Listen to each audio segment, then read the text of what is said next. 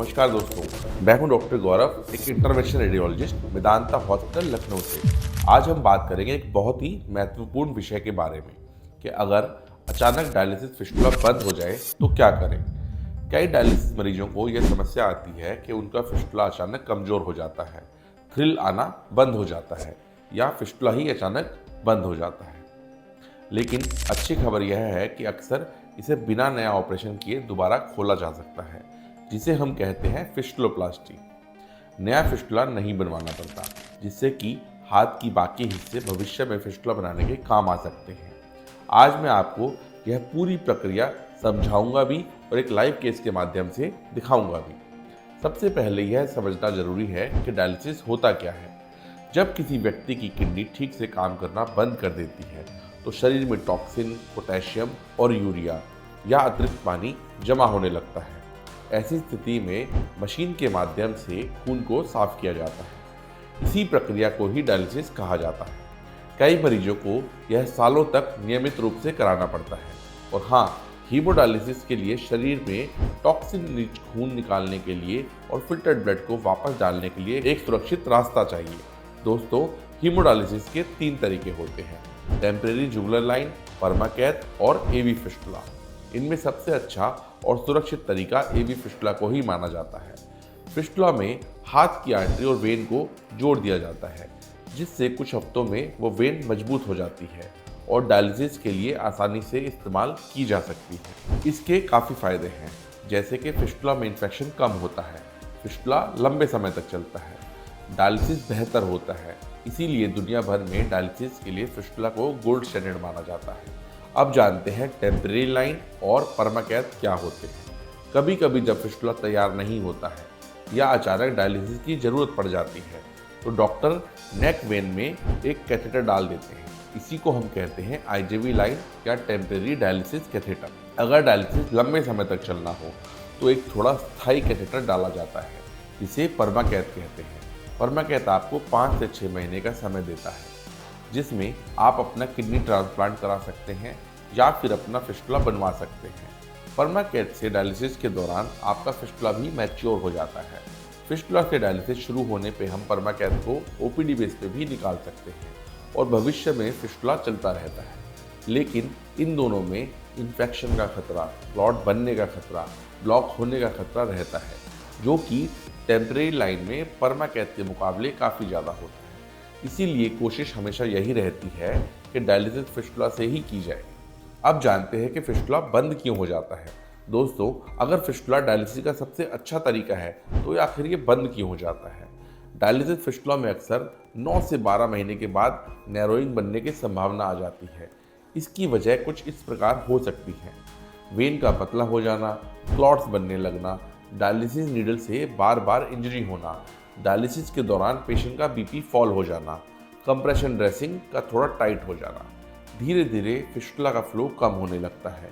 मरीज को महसूस हो सकता है कि डायलिसिस ठीक से नहीं हो पा रहा है, मशीन बार बार अलार्म दे रही है, हाथ की नस में वाइब्रेशन या थ्रिल आना कम हो गया है। बहुत बार डायलिसिस टेक्नीशियन भी आपको फिस्टुला के पुअर फ्लो की वार्निंग दे सकते हैं और कई बार तो फिस्टुला अचानक पूरी तरह बंद भी हो जाता है। अब सवाल आता है कि क्या हर बार नया फिस्टुला बनाना जरूरी है।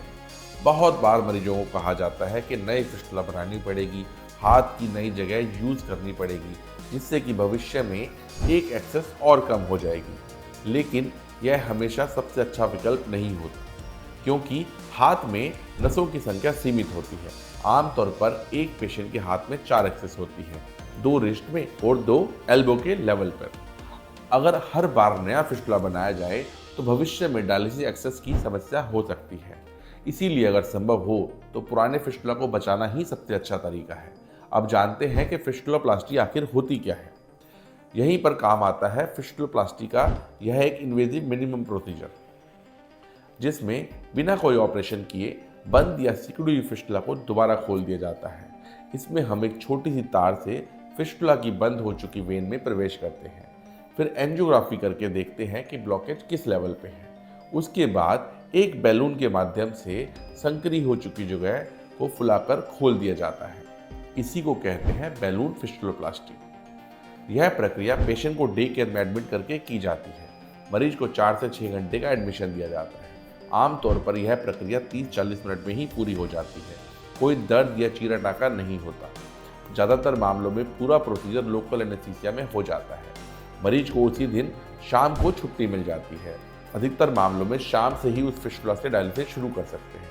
अब मैं आपको एक लाइव केस फिस्टुलोप्लास्टी का दिखाऊंगा, जिसमें आप डिटेल में इस प्रोसीजर को समझ पाएंगे और फिस्टुलोप्लास्टी कराने में जो संकोच या डर है वो भी आपके मन से दूर हो जाएगा। सबसे पहले अल्ट्रासाउंड करके एक निश्चित नस को ढूंढा जाता है जिसके द्वारा फिस्टुलोप्लास्टी की जाएगी। उसके बाद उस एरिया में सुन्न करने की सुई लगाई जाती है। सुन्न करने के बाद उस आर्टरी में छोटा वीगो डाला जाता है। इसके थ्रू हम एक वायर को डालते हैं। वायर को डालने के बाद और एक्सेस लेने के बाद हम एक छोटी सी शीट उस आर्टरी में डाल देते हैं जिसके द्वारा पूरी फिस्टुलोप्लास्टी की जाएगी। उसके बाद अब हम एक विनोग्राम लेके देखते हैं कि सिकुड़न किस लेवल पे है, जैसा कि हमें स्क्रीन पे दिखाई दे रहा है। उसके बाद कैथेटर और वायर के जरिए हम उस सिकुड़न को क्रॉस करते हैं, जैसा कि आप लोग स्क्रीन पर देख पा रहे हैं। उसके बाद हम एक बैलून वहाँ पर लेके जाते हैं और उस बैलून को फुलाना शुरू करते हैं, जैसा कि आप लोग इस स्क्रीन पर देख पा रहे हैं। बैलून के खुलने से सिकुड़न दूर होनी शुरू हो गई है। बैलून को फुलाकर उस पूरी सिकुड़न को दूर कर दिया जाता है। एंजियोग्राफी में हम देख सकते हैं कि पूरा का पूरा फिस्टुला खुल चुका है।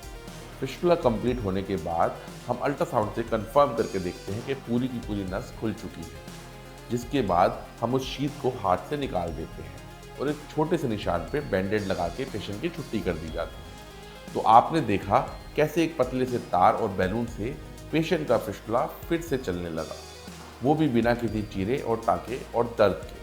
अब जानते हैं कि पेशेंट अपने फिस्टुला को लंबे समय तक कैसे बचाए रखें। डायलिसिस मरीजों को कुछ बातों का ध्यान रखना चाहिए। फिस्टुला वाले हाथ को साफ और सूखा रखें। टाइट कपड़े, घड़ी या कड़ा उस हाथ पे ना पहनें। फिस्टुला वाले हाथ पे सोने या दबाव डालने से बचें। रेडनेस, सूजन, दर्द हो तो तुरंत अपने डॉक्टर से मिलें। फिस्टुला वाले हाथ में बीपी ना लें। फिस्टुला वाले हाथ से ब्लड सैंपल्स ना दें।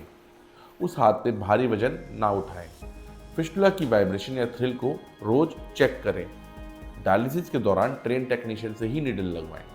हाथ से हैंड बॉल एक्सरसाइज रेगुलर करते रहें। हर 3 से 4 महीने पे एक रूटीन फिस्टुला का अल्ट्रासाउंड जरूर करवाएं। अगर समय समय पर जांच होती रहेगी तो फिस्टुला को कई सालों तक चलाया जा सकता है। और अब अंतिम संदेश, डायलिसिस मरीजों के लिए फिस्टुला जीवन रेखा की तरह होता है। अगर फिस्टुला बंद हो जाए तो घबराने की जरूरत नहीं है। अधिकतर मामलों में फिस्टुलोप्लास्टी करके उसे दोबारा से खोला जा सकता है और उसी एक्सेस को लंबे समय तक इस्तेमाल किया जा सकता है। अगर आपको डायलिसिस फिस्टुला में कमजोरी, स्वेलिंग या ब्लॉकेज की समस्या है तो सही जांच और समय पर इलाज बहुत जरूरी है। और इस चीज़ के लिए आप अपने नेफ्रोलॉजिस्ट और इंटरवेंशनल रेडियोलॉजिस्ट से जरूर मिलें। नमस्कार, मैं हूं डॉक्टर गौरव, मेदांता हॉस्पिटल, लखनऊ।